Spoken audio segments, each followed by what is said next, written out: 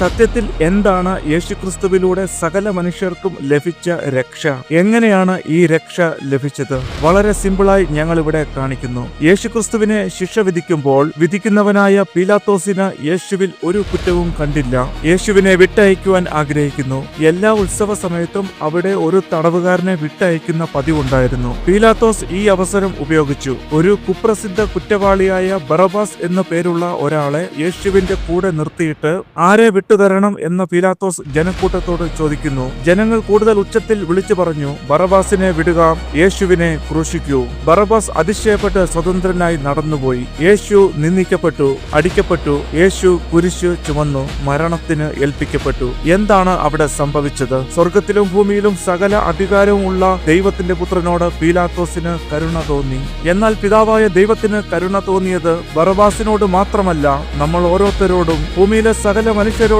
കരുണ തോന്നി. മുഴു ലോകത്തിന്റെയും പാപത്തിന്റെ ശിക്ഷ പിതാവാൻ ദൈവം പുത്രന്റെ മേൽ ഏൽപ്പിച്ചു. യേശുക്രിസ്തു അനുസരണമുള്ളവനായി അത് ഏറ്റെടുത്തു. കുരിശിൽ സകലർക്കും വേണ്ടി ഒരു യാഗമായി തീർന്നു. ഇതാണ് നമുക്ക് ദൈവം തന്ന രക്ഷ. ദൈവം ഏറ്റവും വില കൊടുത്തു തന്ന രക്ഷ.